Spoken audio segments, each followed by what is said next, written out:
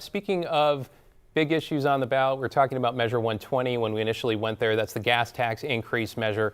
It hadn't populated yet. Control them. If we have any results on that, I would love to see them in the next couple minutes so we can run this through the team here. Here we go. First results. This is that fuel tax increase, 6 cents a gallon plus some increases on, well, I'm not going to list it all out here because look at this. I mean, this is not even this is what happens when you take a landslide and go even further, right? Again, early results. An avalanche. An avalanche. There you go. Estimating about half the ballots right usually is what drops. Half the total ballots cast in an election is what we get at 8 o'clock on election night, give or take there.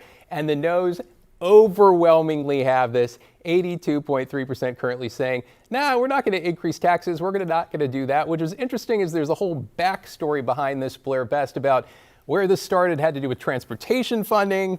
Democrats loved it. Republicans didn't. The Democrats ended up wanting nothing to do with it. So, run us through a little bit of that backdrop. It's a whole saga, honestly. Oregon's transportation system has a growing funding problem. They were facing over $200 million shortfall. Yeah. So state leaders, warned that would stop work that ODOT was doing. It would lead to hundreds of ODOT layoffs during the 2025 legislative session. And this went to a special session, right? The governor had to bring everyone back, spend a bunch of taxpayer money to try to get this done. And they ended up passing something, a scaled back version of the original transportation tax, but it did include a hike in the gas tax. But then Republicans launched that referendum to oppose it, to stop it. And basically they gathered enough signatures to force a statewide vote. So it went on the ballot. The Democrats said, no, let's move it up, right? Sure. There was the whole back and forth, whether May or November. It ended up being in May. That's why we see it now on our ballot. And so basically, if approved, it would increase the gas tax by 6 cents. And if rejected, it would be blocked. It's an avalanche, it looks like.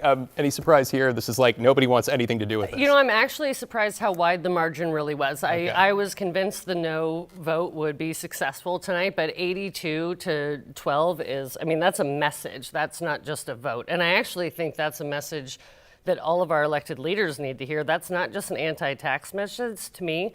That's also an accountability for how tax dollars were spent. And that should be a big part of the discussion between whoever the Republican candidate is and the governor.